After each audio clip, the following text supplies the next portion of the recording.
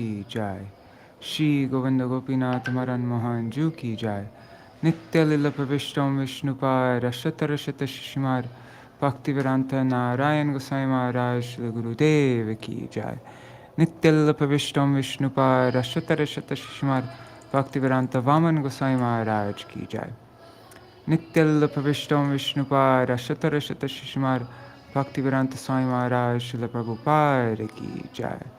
नित्य प्रविष्टम विष्णुपाद रशत रशत शिशुमार भक्ति प्रज्ञान केशव गोस्वामी महाराज की जय। नित्य प्रविष्टम विष्णुपाद रशत रशत शिशुमार भक्ति सिद्धांत सरस्वती गोस्वामी प्रभुपाद की जय। नित्य प्रविष्ट महाभागवत श्री गोरक्षोरस बाबूजी महाराज की जय। नित्य प्रविष्ट श्री सच्चिदानंद भक्ति विनोद ठाकुर की जय। नित्य प्रविष्ट वैष्णव सार्वभौम श्री जगन्नाथ दास बाबूजी महाराज की जय। श्री रूपानुगौरिया गुरु वर्ग की जय। श्री रूप सनातन भट्ट रघुनाथ श्री जीव गोपाल भट्टदास रघुनाथ शार गोसाई प्रभु की जय। श्री स्वरूप दामोदर राय रामानंदारी श्री गौर पार्षद वृंद की जय। नाम जय श्री हरिदास ठाकुर की जय। प्रेम से कहो श्री कृष्ण चैतन्य प्रभु नित्यानंद साई नाम जय श्री हरिदास ठाकुर की जय। प्रेम से कहो श्री कृष्ण चैतन्य प्रभु नित्यानंद श्री अद्वैत गदाधर श्रीवासरी गौर भक्त वृंद की जय। श्री क्षेत्र मंडल गौर मंडल ब्रज मंडल मथुर वृंदावन धाम की जय। सर्व अविश्व प्रदाति गिरिराज महाराज की जय। श्री राधा कुंद श्याम कुंद की जय। श्री यमुना देवी गंगा देवी की जय। श्री तुलसी महारानी वृंद देवी की जय। श्री भक्ति देवी की जय। श्री पूर्णमासी योगमाया की जय। श्री गोपेश्वर महादेव की जय। श्री हरिनाम संकीर्तन की जय। अनंत कोटि वैष्णव वृंद की जय। समागत गौर भक्त वृंद की जय। श्री निताय गौर प्रेमानंदे। She, what is it? Today is Varutini Akadashi Titi ki jai. Akadashi Titi Palan Kari Bhakta Vrinda ki jai. Shri Harinam Sankirtan ki jai. Ananta Koti Vaishnava Vrinda ki jai. Shri Nitai Gaur Premanande Hari Hari Bo. ग्रंथराज Shrimad Bhagavatam की जय। उद्धव-गीता की जय। श्री विश्वनाथ चक्रवर्ती ठाकुर सारार्थ-darśinī की जय। श्री भक्तिसिद्धांत सरस्वती गोस्वामी प्रभुपाद गौड़ीय भाष्य की जय। श्री निताय गौर प्रेमानंदे हरि हरि बोल। ओम ज्ञानतिमिरन्धस्य ज्ञानाञ्जनशलाकया चक्षुरुन्मिलितं येन तस्मै श्रीगुरवे नमः। नमो ओम विष्णुपदाय राधिकाय प्रियात्मने श्री श्रीमद् भक्ति वेदांत नारायणेति नामिने। नमो ओम विष्णुपदाय कृष्ण पृष्ठाय भूतले श्रीमते भक्ति वेदांत स्वामिनेति नामिने। वाञ्छकल्पतरुभ्यश्च कृपा सिन्धुभ्य एव च पतितानां पावनेभ्यो वैष्णवेभ्यो नमो नमः। नमो महावदन्याय कृष्णप्रेमप्रदायते कृष्णाय कृष्णचैतन्य नाम्ने गौरत्विषे नमः। गुरवे गौरचन्द्राय राधिकाय तदालये कृष्णाय कृष्णभक्ताय तरभक्ताय नमो नमः। यं प्रव्रजन्तमनुपेतमपेतकृत्यं द्वैपायनो विरहकातर आजुहाव पुत्रेति तन्मयतया तरवोऽभिनेदुस्तं सर्वभूत हृदयं मुनिमानतोऽस्मि। नारायणं नमस्कृत्य नरं चैव नरोत्तमं देवीं सरस्वतीं व्यासं ततो जयमुदीरयेत्। शृण्वतं स्वकथा कृष्ण पुण्यश्रवणकीर्तन हृदन्तस्तो यभद्राणि विदुनोति सुहृत्सतम्। नष्टप्रयेष्वभद्रेषु नित्यं भगवत सेवया भगवत्युत्तमश्लोके भक्तिर्भवति नैष्टिकी। तवैवास्मि तवैवास्मि न जीवामि त्वया विना iti vigyaya radhe tvam nayamam charanantikam. Bhaktya vihina aparada lakshaya Kshiptashtakama ditaranga madhe Kripa maitvam sharanam prapanna Vrinde namaste charanaravindam Bhaja Shri Krishna Chaitanya Prabhu Nityananda Shri Advaita Gadadhar Shivasari Gaur Bhakta Vrindam Hare Krishna Krishna Krishna Hare Hare Hare Rama Rama Rama Hare Hare.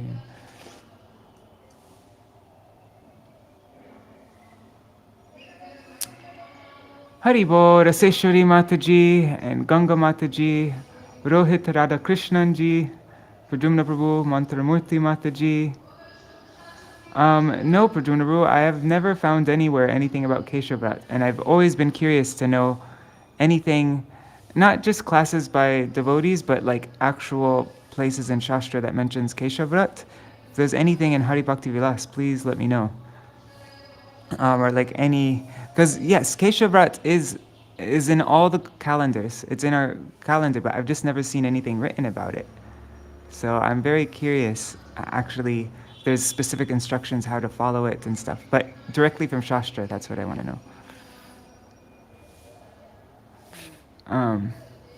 I mean, what I've been doing is just been singing Keshavrat every day, and of course, what is in Shastra, like what we see, is worshipping Tulsi Devi in this month, watering her, doing parikrama, offering Tulsi leaves to Shaligram Śrīla, like that. That's especially in this month, but anything else I'm curious to know.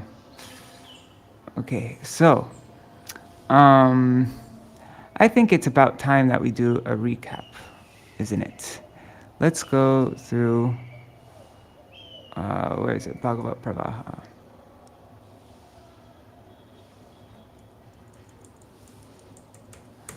Okay, I'm just going to start from the beginning of Uddhava-gīta. So, Krishna spoke to Uddhav, "Dear Uddhav, my mission here is complete. As I depart, you too should not remain here, as the earth would be bereft of all piety in Kali Yuga, with people addicted to sinful life. Give up all attachments, fix your mind on me, and see everything with an equal vision and renounced spirit." Hearing about the renounced spirit suggested by Krishna, Uddhav asked, "How can I cultivate such detached vision, since renunciation is difficult for ordinary people who are attached to sense enjoyment?" Krishna answered, "An intelligent person can analyze the worldly situation by perception, common sense, and logic to rise above sense enjoyment. By inculcating certain principles and avoiding certain activities, one can search out and ultimately attain me, the Supreme Lord. Therein lies the glory of human life. King Yadu once had seen a young Avadut Brahman named Lord Dattatreya, who appeared learned, wandering about fearlessly. Yadu learnt that the Brahman had taken shelter of 24 gurus, including the plants, animals, birds, insects, and nature, along with the moving story of the prostitute Pingala. He had learnt the science of the self and developed detachment by carefully studying their activities and their qualities with his refined intelligence. Yadu worshipped him, and developing equal vision, became free from all material attachments. The process of disentanglement.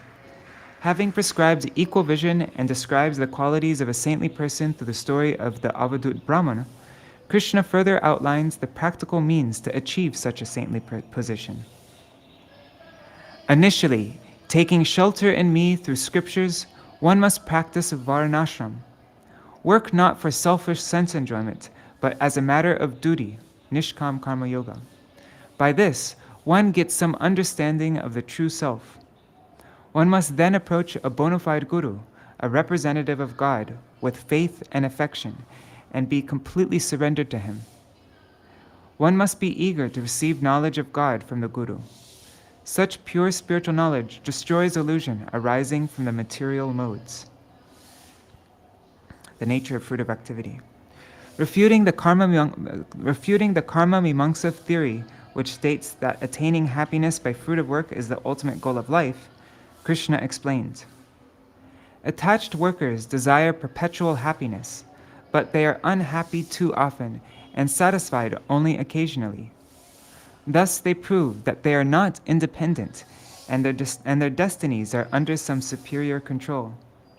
So the concept of becoming happy by expertly doing karma is only due to false independence and pride.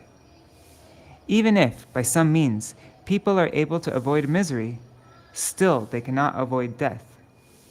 Happiness, either on earth or in heaven, is always polluted by envy, decay, and death. Therefore, on the path of materialism, there is certainly no uninterrupted or natural happiness. Through pious acts, one achieves heaven, but after brief enjoyment there, one falls back to the mortal plane. Through impious acts, one can extract some short-term pleasure, but consequently suffer in hell and get an inauspicious body in the next earthly birth. Evidently, those devoted to material activities and rituals are perplexed and subjected to lamentation, being bound one way or the other. They're bound one way or the other. Conditioned and liberated souls. Uddhava further asked Krishna about the jiva's entanglement in Maya and the symptoms of conditioned and liberated souls. Krishna explains that bondage and liberation do not actually exist for the spirit's soul, a fragmental part of God. Vidya and avidya, knowledge and ignorance, his two energies, create liberation and bondage respectively.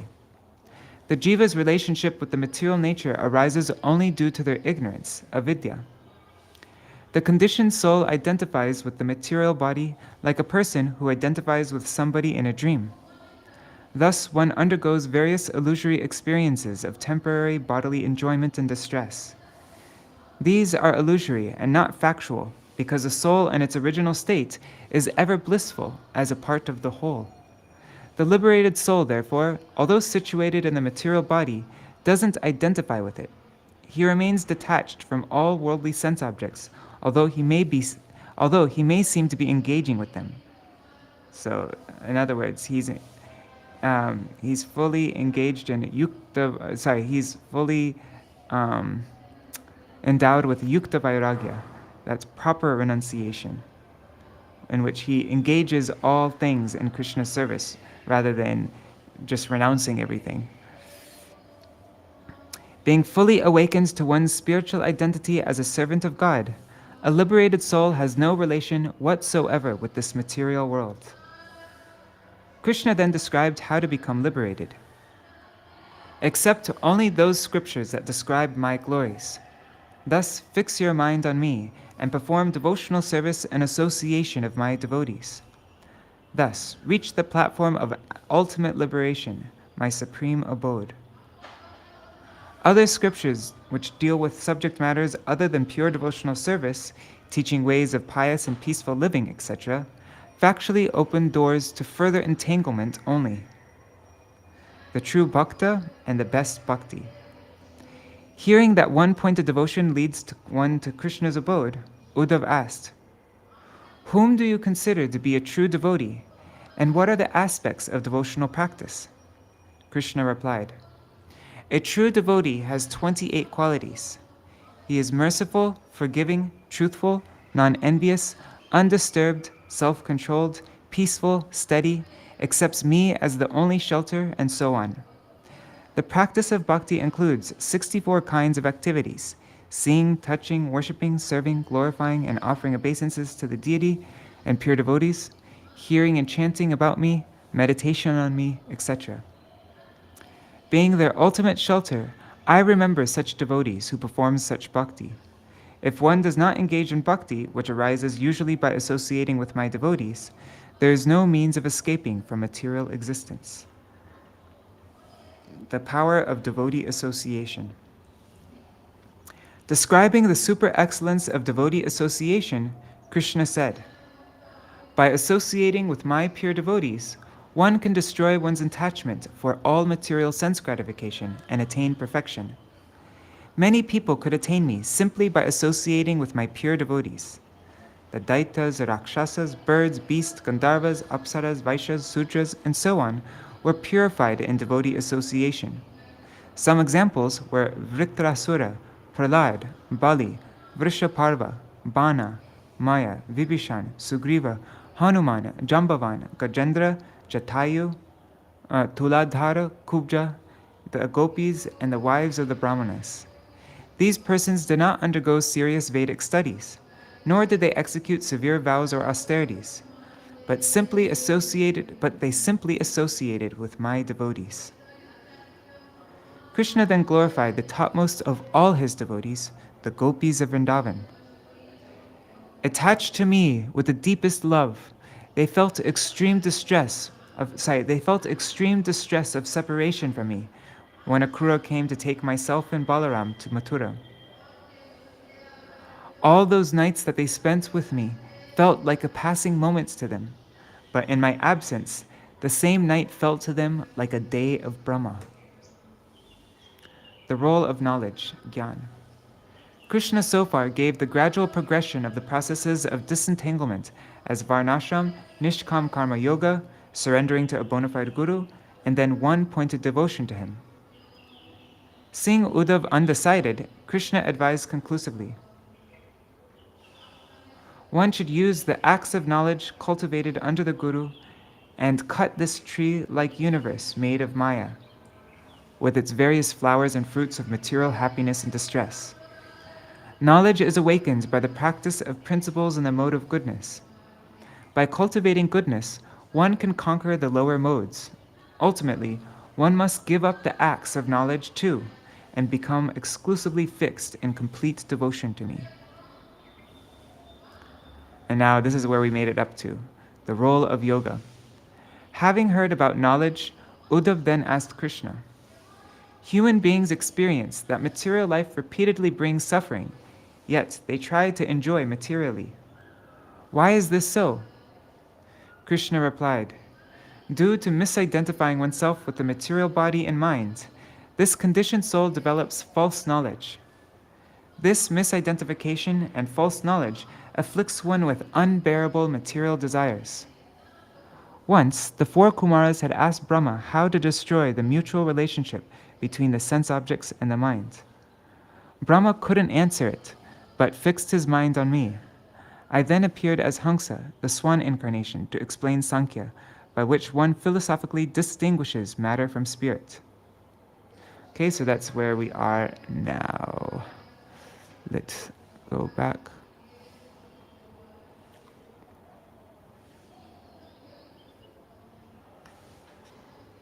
Hare Krishna, Shah Sharmaji. Okay, let's read the last few verses that we read.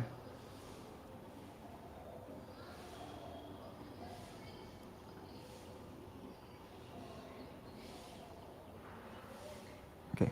Sri Uddhava said, human beings can generally understand that material life ultimately awards great misery, but still they try to enjoy it as much as they can. My dear Lord Krishna, how can a person who possesses genuine knowledge act just like a dog or a donkey? The Supreme Lord said, O Uddhava, an ignorant person falsely identifies himself with the material body and mind. In this consciousness, the mode of passion, which simply causes distress, overwhelms the mind, which is born of the mode of goodness. The mind, under the influence of the mode of passion, functions by accepting and rejecting things, in the hopes of making immaterial advancement. As a result, by constantly thinking of the products of the modes of material nature, a foolish person becomes afflicted with unbearable material longings. One who fails to control his senses comes under the control of material desires and is thus bewildered by the strong waves of the mode of passion. Such a person performs material activities with great enthusiasm, although he clearly sees that the result will be future unhappiness. When the mind of an intelligent person is disturbed by the modes of passion and ignorance, he should carefully control his mind. By clearly seeing the contamination of the modes of nature, he does not become attached. One should be attentive and grave, and never indolent or depressed. While diligently practicing the yoga procedures of breathing and sitting postures, one should practice fixing the mind on me at dawn, noon, and sunset. In this way, the mind will gradually become absorbed in me.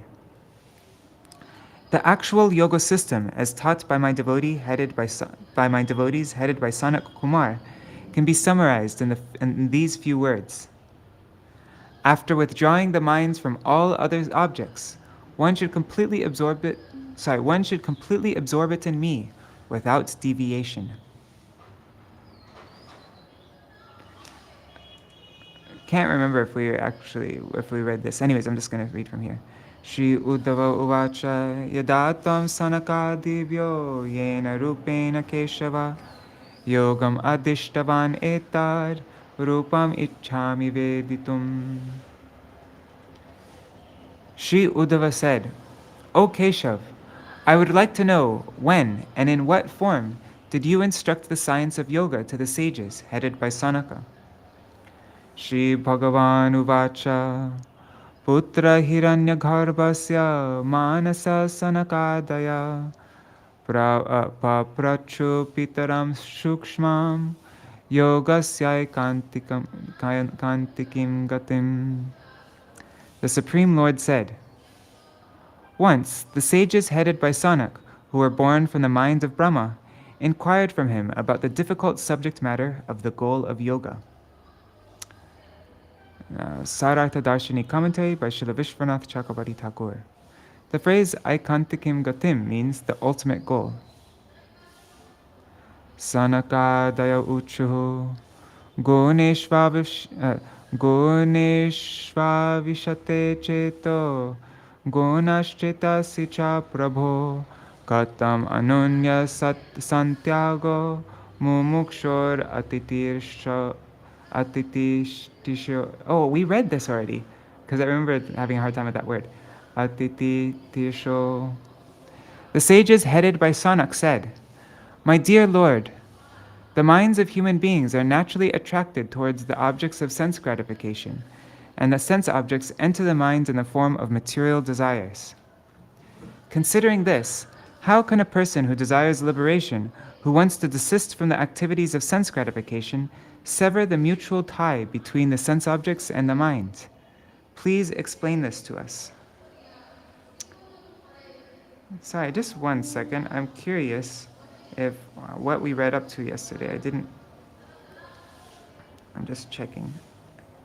Anyways, probably by the time I find it, we'll already, I need to make a note every time anyways, commentary.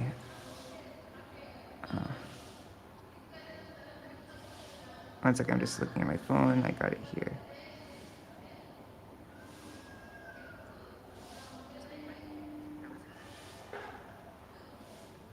Okay, we ended on verse 22, I guess. Okay, so I'm going to skip this commentary. The Supreme Lord said, my dear Uddhav, Brahmā, who is born from my body and who is the creator of the living entities within this material world, being the best among the demigods, seriously considered how to answer the question of his sons, headed by Sanaka. The intelligence of Brahmā, however, was affected by his activities of creation, so he could not discover the essential answer to their question. Brahmā wanted to find out the answer to the question that was puzzling him, so he meditated on me. At that time, I appeared before him in my form as Haṁsa.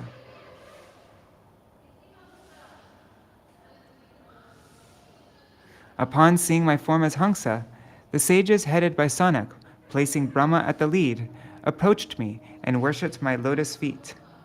They asked me, who are you?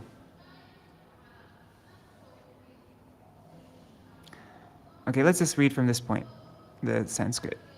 Ityaham munibhi prishtas tattva jigyasubhistada yaravocham aham tevyas tad Uddhava nibodhame.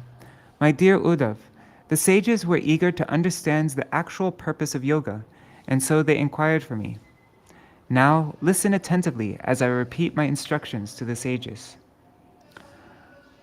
Vastuno yadyananatva atmana prashna idrisha katam katetayo vo vipra vaktur va meka ashraya. So Haṁsa said, "My dear Brahmanas, if you believe that I am also a jiva soul and that there is no ultimate difference between us, because all souls are ultimately one without individuality, your question does not seem relevant. Because the spirit soul has no designations, such as caste,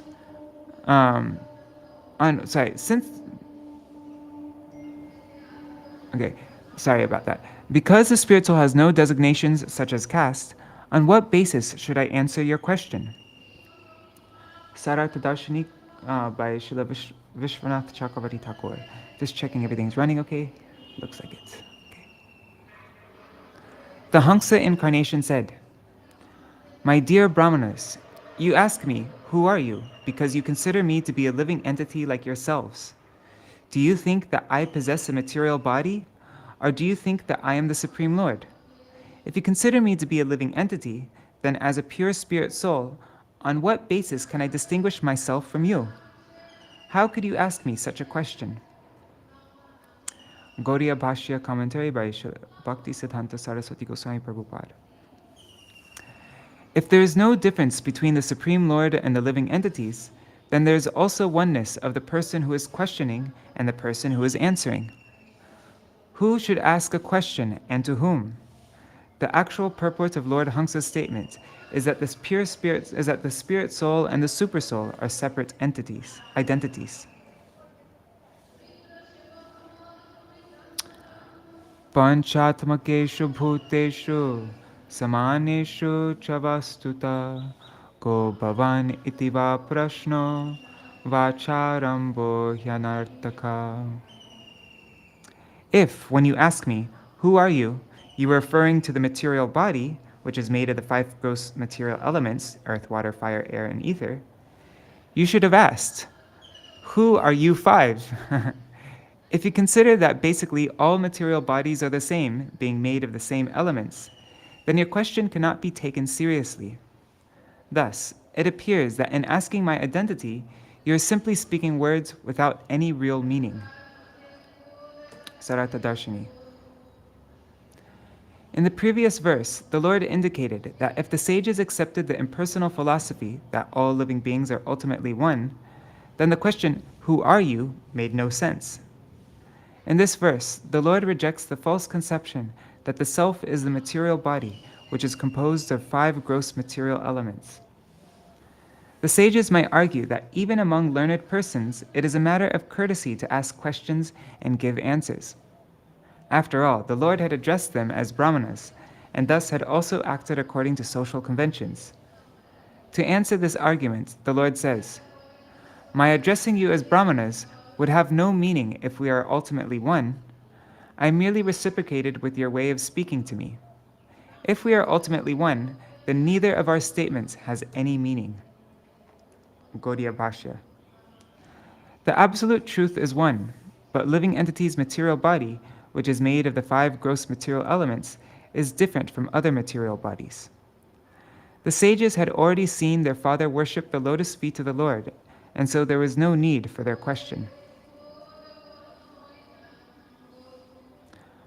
Manasa vachasa drishtya griyate nyar apindriyai aham eva namatonyad eti buddhya dhavam anjasa. Whatever is perceived by the mind and senses is nothing but a manifestation of me. This should be understood by an unbiased examination of the truth. Sārārtha-darśinī. The Lord here explains that since everything is an expansion of His potency, He is not different from anything. Nothing can exist separately from the Supreme Personality of Godhead, and thus everything shares in the Lord's nature. Gauḍīya Bhāṣya. The Supreme Lord is one without a second. Therefore, whatever one perceives with his eyes and other senses must be considered in relationship with the Supreme Lord. Guneshva vishate cheto, gunashchetasi cha praja, jivasya deha ubhayam, gunashcheto maratmana. My dear sons, the mind has the propensity to enter into material sense objects, and material sense objects enter into the mind. However, both the mind and the material sense objects are designations that cover the pure spirit soul, who is my eternal part and parcel. Sārārtha-darśinī. The sons of Brahmā thought, my dear Lord, if we are unintelligent, you definitely stated that everything is a manifestation of you alone, because everything is the expansion of your potency. It thus appears that there is an intimate relationship between the mind and the objects of the senses. We simply want to ascertain how the mind can be detached from the objects of the senses. And please be merciful and enlighten us. The Lord replied, my dear sons, what you say is very true. Although the living entities are my eternal parts and parcels, in conditioned life, they artificially identify with the mind and thus become attracted to enjoy the objects of the senses. As long as the soul identifies with the mind, desires for sense gratification will continue to harass him. But because the mind and sense objects actually have no connection with the soul, they should be rejected. In this way, one can become free from the dualities of material existence. Gauḍīya Bhāṣya. The conditioned living entities in the material world are under the control of the three modes of material nature, whereas the Supreme Personality of Godhead, being eternally liberated, is transcendental to the three modes of material nature. Material sense objects enter into the minds of the conditioned living entities, and their minds run after the material sense objects. Guneshu chavishachittam abhikshnam gunasevaya gunascha chitta prabhava madhurupa ubhayam tyajet. One who has thus attained me, understanding that he is not different from me, realizes that the material mind is absorbed within the sense objects because of constant sense gratification, and that the material objects are present within the material mind. Having understood my transcendental nature, he gives up both the material mind and its objects. Sārārtha-darśinī. It is very difficult to restrain the mind from the object of the senses because of the mind's false ego. Becoming detached from the mind does not mean that one stops thinking, but instead means that one must purify the mind of its material propensities by engaging it in the devotional service of the Lord. It is practically seen that the objects of the senses enter the mind at every moment, as if flowing in a continuous stream. Considering this, how is it possible to detach the mind from thoughts of sense gratification? Such an endeavor appears to be an attempt to deny the mind's very existence. What is required is to engage the objects of the senses in the proper way for the satisfaction of the Supreme Personality of Godhead. In this way, there will be no harm of sense objects entering the mind, because the intelligence will dictate that they will all be used in devotional service and not for personal enjoyment. There is no question of artificial renunciation which can serve no useful purpose. Without engagement in the devotional service of the Lord, mere renunciation is of no lasting value. Gauḍīya Bhāṣya. While residing in this material world, one engages in the service of the three modes of material nature. It is the modes of nature that capture one's mind. Therefore, one should come to understand how the individual soul and the supersoul are both fully transcendental to the three modes of material nature. Jagrat swapna sushuptam cha gunato buddhi vrittaya tasam vilakshano jiva shakshitvena vinishtita. The three functions of intelligence, wakefulness, dreaming, and deep sleep, are caused by the three modes of material nature. It has been ascertained that the spirit soul is a seer and is completely aloof from these three states. Sārārtha-darśinī. Actually, the pure spirit soul has no relationship with material sense objects or the materially contaminated mind. So, giving up the materially contaminated mind and the material sense objects means to give up a misconception. The state of awakening is born from the mode of goodness. The state of dreaming is born from the mode of passion. And the state of deep sleep is born from the mode of ignorance. However, the pure living entity is beyond these three states of being, which are functions of the material intelligence. The living entity is actually aloof from them as a witness. Gauḍīya Bhāṣya.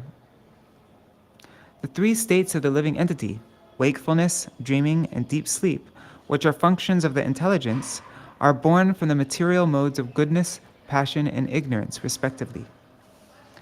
The liberated living entity is actually aloof from these three states and is not under the control of the three modes of material nature. He is simply a witness. Yari sangsariti bandho yam atmano guna vrittida maiturye stito jahyat tyagastar gunachetasam. Haribo Champaktiri. Oh, and also Dandavat Pranams Indira Mataji, who will be watching later on. Due to being bound by material intelligence, a conditioned living entity is dragged toward material sense enjoyment. I am the fourth stage of consciousness, beyond wakefulness, dreaming, and deep sleep.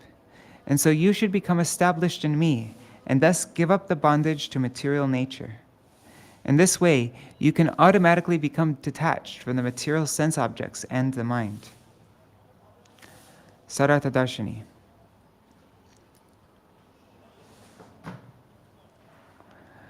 Here, Lord Krishna answers the questions that the sages had placed before Lord Brahmā. In his constitutional position, the spirit soul has nothing to do with the objects of the senses and the three modes of material nature. It is due to the conditioned soul's false identification with the material body that the modes of nature engage him in illusory activities. When this false identification is given up, the soul is freed from the illusory engagements forced upon him by the modes of nature. The conditioned souls cannot free themselves from material bondage simply by their own endeavors. They must surrender to the Supreme Personality of Godhead and depend upon His mercy. Gauḍīya Bhāṣya.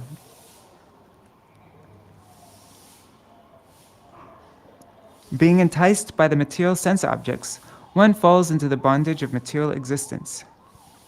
In his constitutional position, the spirit soul is transcendental to the three modes of material nature, and when he separates himself from the influence of these modes by becoming devoted to the Supreme Lord, he can be freed from all desires for material enjoyment. Ahankara kritam bandham atmanortha viparyayam vidvan nirvidya sangsara chintam turye stitastyajit. The living entity has been placed in bondage by the false ego, which awards him the opposite of what he had actually hoped for. Therefore, an intelligent person should give up his constant anxiety to enjoy material life and remain situated in the Supreme Lord, who exists beyond the functions of material consciousness. Sārārtha-darśinī. A living entity's material bondage continues as long as he remains in the bodily conception of life.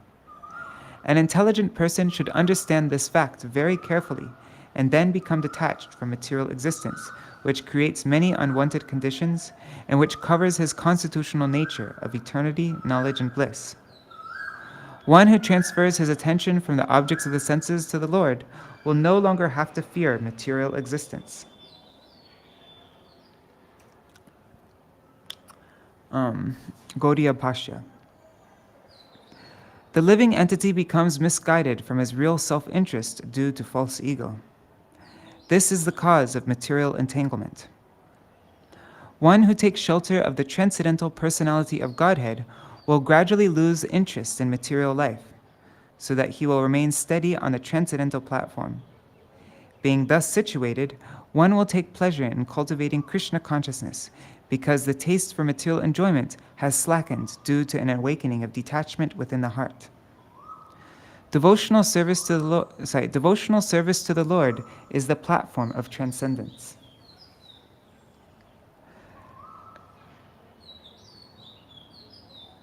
Nyavananartadi pungso na nivarteta yuktibi jagartyapi swapan anja agya swapne jagaranam yata. As instructed by me, one should fix the mind on me without deviation. If one continues to have various objectives in life instead of seeing how everything can be dovetailed in my devotional service, then although believing oneself to be awake, one is actually dreaming due to lack of absorption on the transcendental platform, just as one may dream that one is awakened while still sleeping.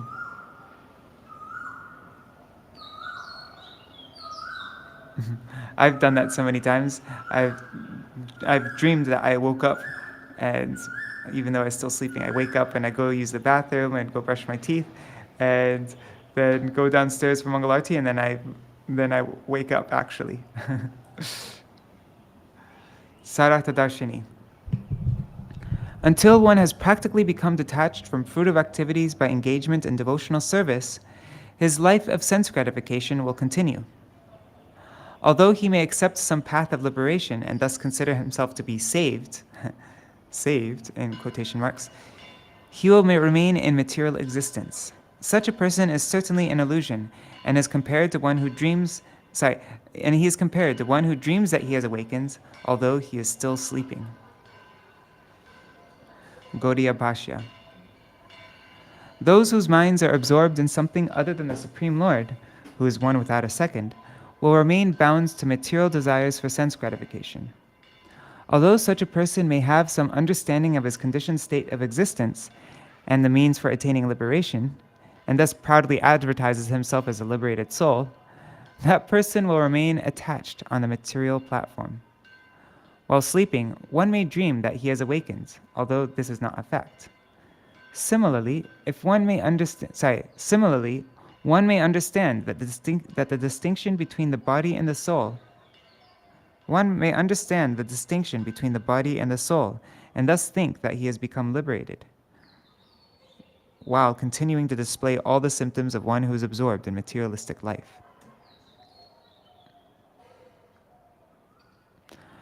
Asatvad atmanonyesham bhavanam tad krita bidha katayo hetavaschasya mrisha swapna drisho yatha. Any condition of life that is thought to be separate from the Supreme Personality of Godhead has no real existence, like something experienced in a dream. Just as a dreaming person sees himself engaged in many different activities, the conditioned soul imagines that he performs fruitive activities. Sārārtha-darśinī. Although the Haṁsa-avatāra has condemned the conception of duality within the material world, the Vedas have prescribed varnashram dharma, which divides human society according to occupational duties and spiritual statuses.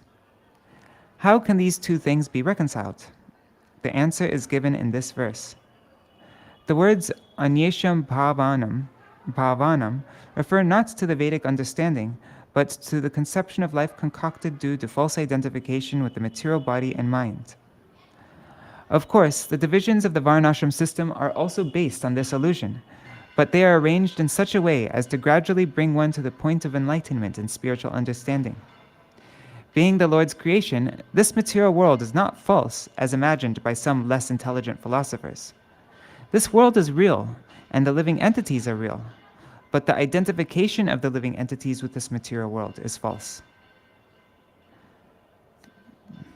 So the world, this material universe is real, the living entities are real, but it's our identification with this material world and these material bodies which is false.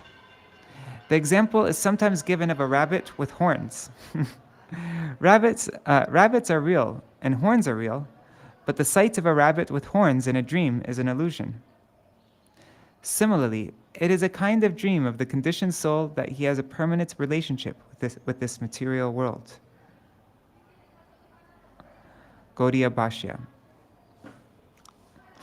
An object that was seen in a dream does not influence a person when he is awake. Similarly, when the living entity is liberated from material bondage, he no longer feels obliged to follow the principles of varnashram, which are born from attachment to the body. Nor is he attracted to enjoying heavenly pleasure, which can be obtained by performing the fruit of rituals mentioned in the Vedas. Yo jagare bahir anukshana dharminorthan bhunkte samasta karanar hriditat sadrikshan swapne sushupta upadsamharate sa ekha smrityandvayat triguna vritti drigendriyesha. While awake, the conditioned souls try to enjoy the fleeting experiences of this material world. While dreaming, he enjoys other illusory experiences within the mind. And in deep sleep, all such experiences are forgotten. By understanding these three states of wakefulness, dreaming, and deep sleep, the conditioned soul can realize that he is simply the witness and therefore transcendental. Sārārtha-darśinī. One may first consider the three phases of consciousness mentioned above, and then understand one's transcendental position as spirit soul. One experiences childhood, boyhood, adolescence, adulthood, middle age, and old age, and throughout these phases, one is experiencing things while awake and while dreaming. The living entity is the same person throughout all such changes. He is the silent spectator of the three stages of consciousness.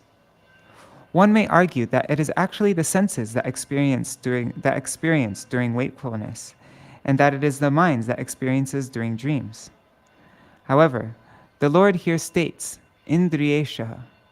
The living entity is actually the Lord of the senses and minds, although temporarily he has become a victim of their influence. By Krishna consciousness, one may resume one's rightful position as the master of the mind and senses. Gauḍīya Bhāṣya. The living entity experiences three stages of existence in the material world: wakefulness, dreaming, and deep sleep.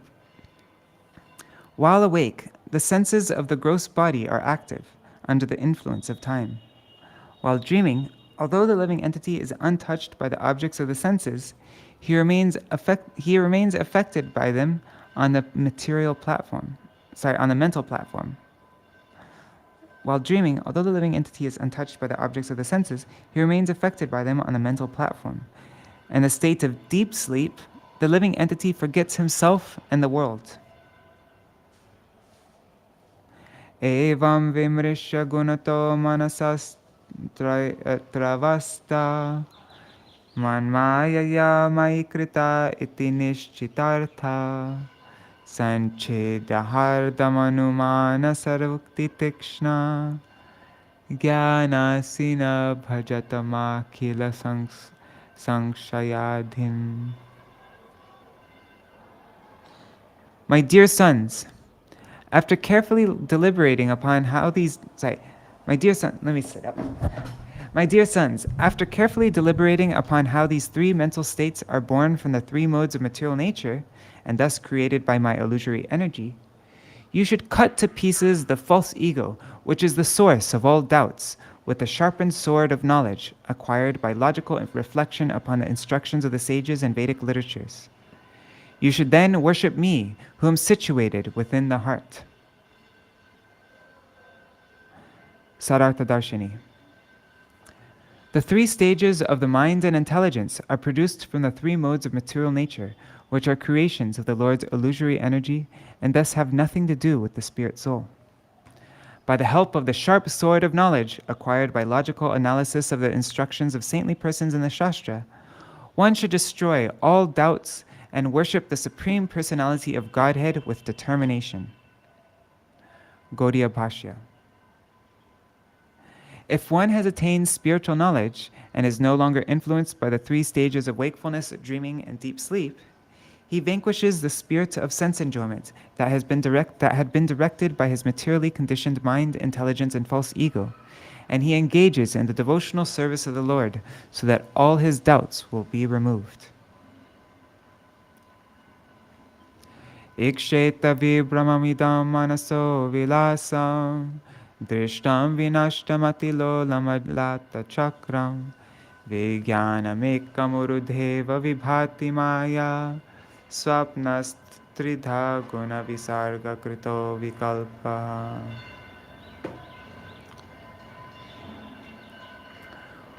One should see that the objects of this world are an illusion appearing within the mind. One should see that the objects of this world are an illusion appearing within the mind because material objects are temporarily manifested. They can be compared to the streaking red line created by whirling a blazing stick on fire. It looks like just a circle without any break. The spirit soul by nature exists in the single state of pure consciousness. However, in this world, the soul appears in many different forms and stages of existence. The modes of nature divide the soul's consciousness into wakefulness, dreaming, and deep sleep. All such varieties of perception, however, are actually Maya and exist only like a dream. Sārārtha-darśinī. After realizing that the spirit soul is distinct from the three stages of consciousness, one should carefully perceive how everything in this material world is illusory. One should give up the misconceptions of I and mine with regards to this material world. The conditioned soul has maintained this false misconception since time immemorial. That is why the mind is restless, making it appear like a wheel of fire. Now, the question may be raised. If one has a vision of duality, how can he realize the absolute truth? The answer is, the absolute truth is one, but he appears to be many. The three stages of consciousness are created by the Lord's illusory energy and so are temporary, like a dream. Gauḍīya Bhāṣya. The three states of wakefulness, dreaming, and deep sleep, which are born from the three modes of material nature, are actually illusory and are only temporary manifestations. In the philosophy of the Mayavadis, these temporary manifestations are addressed as false. This understanding is false, however, because these manifestations are not false, but temporary. Until a living entity appreciates the sublime nature of the eternal spiritual pastimes of the supremely conscious person and the minutely conscious person, until they appreciate the sublime nature of the eternal pastimes of the supremely conscious person and the minutely conscious persons, his heart will remain enraptured by the mundane duality of material enjoyment and detachment. When the remembrance of Krishna's pastimes is awakened in the heart of a living entity, his propensity for enjoyment or renunciation is destroyed, and his propensity for eternal service to the Supreme Lord is awakened. Drishtim tata pratinivartya nivritta trishnas tushnim bhaven nija sukhanubhavo niriha sandrishyate kvachad yadidam avastu buddhya tyaktam brahmaya navavet smritir anipatat.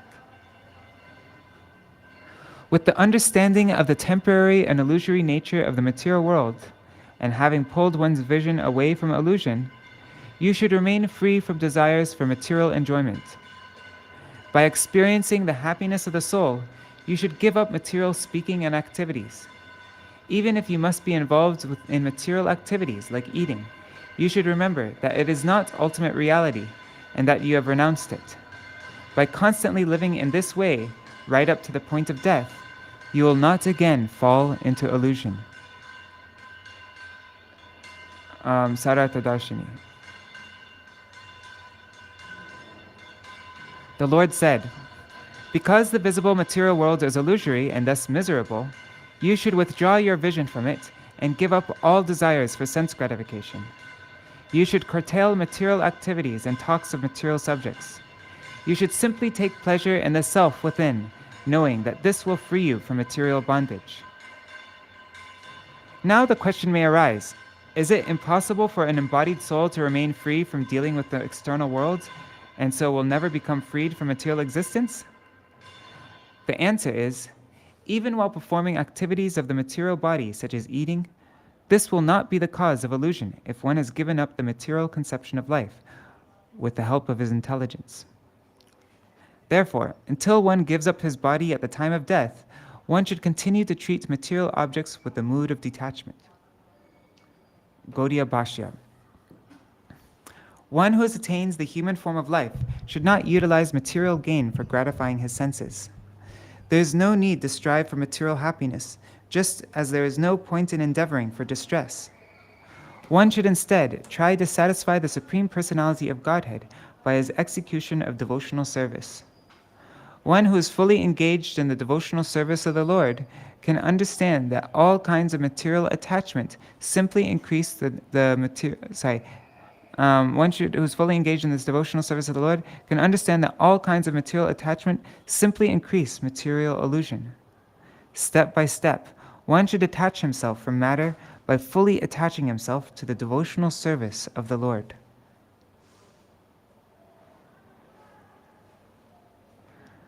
Okay, I think I'm going to end with this verse here. Oh no, it's 8:30. Okay, I'm just going to read the translation and we can start from 36 tomorrow.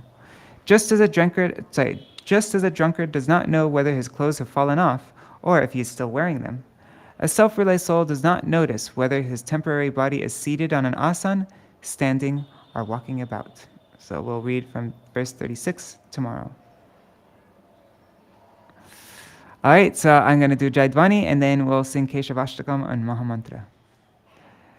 Jai Shishi Guru Gauranga Gandhar Vikagiri Dhari Shishi Radha Vinod Bihari Juki Jai Nitil Pravishtam Vishnupad Ashatarashata Shishimar Bhaktivedanta Narayan Gosvāmī Maharaj Srila Gurudev Ki Jai Nitil Pravishtam Vishnupad Ashatarashata Shishimar Srila Bhaktivedanta Vaman Gosvāmī Maharaj Ki Jai Nitil Pravishtam Vishnupad Ashatarashata Shishimar Srila Bhaktivedanta Swami Maharaj Srila Prabhupāda Ki Jai Nitil Pravishtam Vishnupad Ashatarashata Shishimar Bhakti Pragyan. Oops!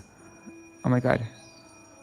Nitil Pravishtam Vishnupad Ashatarashata Shishimar Srila Bhakti Pragyan Keshav Gosvāmī Maharaj Ki Jai Nitil Pravishtam Vishnupad Ashatarashata Shishimar Bhaktisiddhānta Sarasvatī Gosvāmī Prabhupāda Ki Jai Nitil Pravishta Maha Bhagavat Srila Gorksharas Babaji Maharaj Ki Jai Nitil Pravishta Srila Satchidananda Bhakti Vinod Ṭhākura Ki Jai Nitil Pravishta Vaishnav Sarvabhauma Srila Jagannath Das Babaji Maharaj Ki Jai Shri Rupa Gauḍīya Guru Varga Ki Jai Shri Rupa Sanatan Bhatta Raghunath Shri Jeev Gopal Bhatta Das Raghunath Shāra Gosvāmī Prabhu Ki Jai Shri Swarup Damodar Rai Ramanandari Shri Gaur Parshad Vrinda Ki Jai Namacharya Srila Haridas Ṭhākura Ki Jai Prem se kaho Shri Krishna Chaitanya Prabhu Nityananda Shri Advaita Gadadhar Shri Vasari Gaur Bhakta Vrinda Ki Jai Shri Kshetra Mandala Gaura Mandala Vraja Mandala Mathura Vrindavan Dham Ki Jai Sarva Abhishya Pradhati Giriraj Maharaj Ki Jai Shri Radhakun Shamakun Ki Jai Shri Yamuna Devi Ganga Devi Ki Jai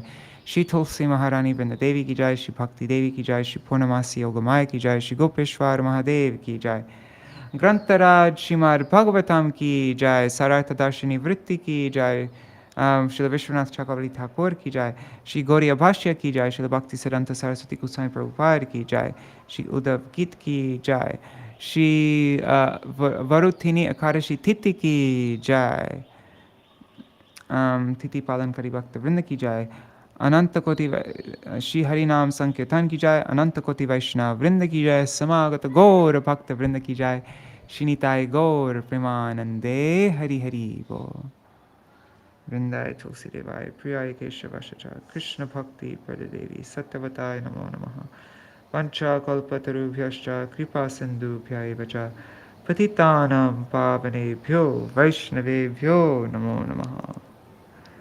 Dandavat pranams, everybody. Thank you so much for joining me. Now I'm going to sing Keshavashtakam. If anybody needs to leave, that is totally fine. All right.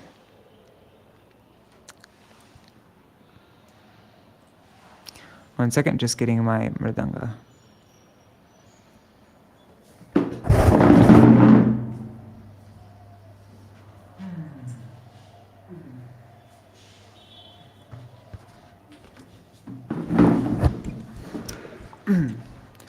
Now, Shri Keshavashtakam by Śrīla Rupa Gosvāmī.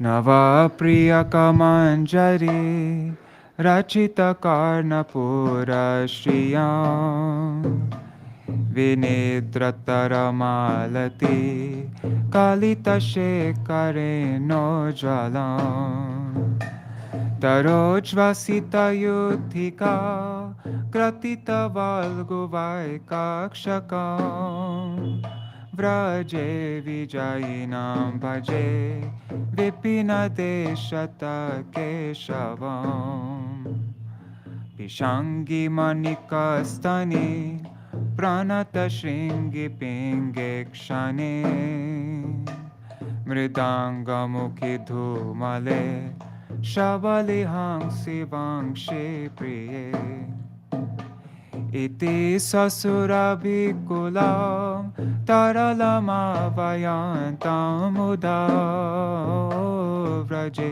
Vijayinam Bhaje Vipina Deshata Keshavam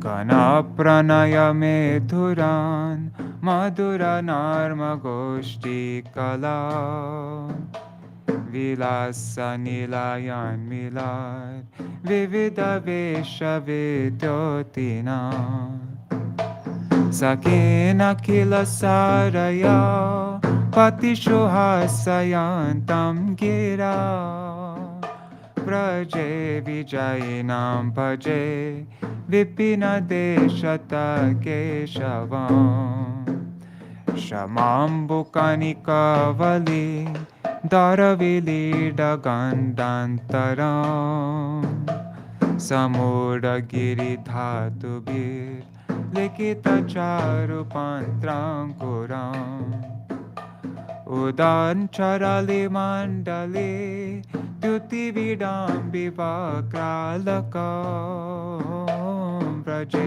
Vijayinam Bhaje Vipina Deshata Keshavam Nipaddhanavatarnaka Vali Vilokanutkanthaya Naṭhākura Putanchalar Alogubir Bhuvan Dhindatim Kalena Dhavala Ghatam Lagu Nirvartayantam Puro Vraje Vijayinam Bhaje Vipina Deshata Keshavam Padankatati Bhirvaram Virachayantam Advashriyam Chalat Taralanaichiki Nichaya Dhuli Dhumras Rajam Marulla Hari Chanchali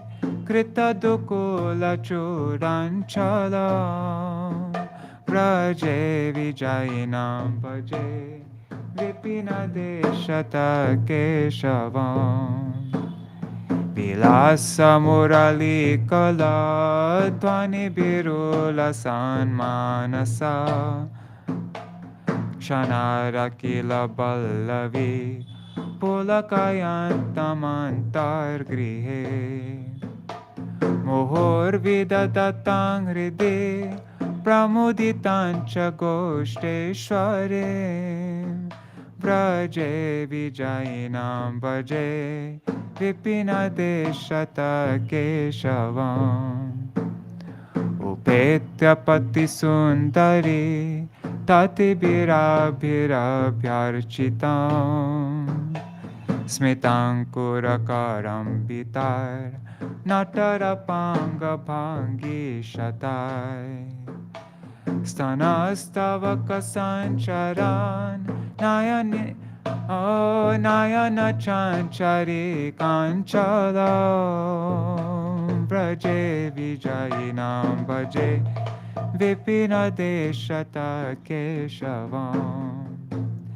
Idam nikhila ballavi Kula mahotsavo lasanam Kramena kilaya puman Patati shushtupadyashtakam Tamujvala dhyang sada Nijapadara vindadvaye Ratim dadara chanchalam Sukayatar vishakasakam Vraje vijayinam bhaje Vipina deshata keshavam Vraje vijayinam bhaje Vipina deshata keshavam Vraje vijayinam bhaje Vipina deshata keshavam Vraje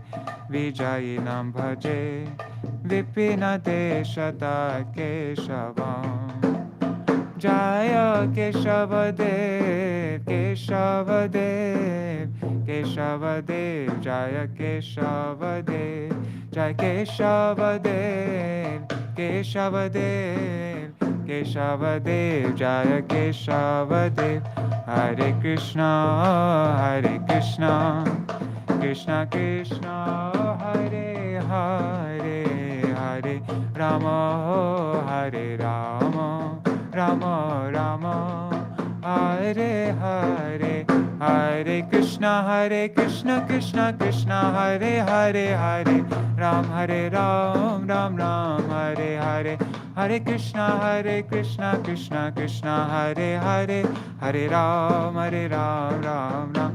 Nitai Gaur, Hari Bol, Hari Bol, Hari Bol, Gaur Hari Bol. Nitai Gaur, Hari Bol, Hari Bol, Hari Bol, Hari Bol. Hare Krishna, everybody. See you all tomorrow.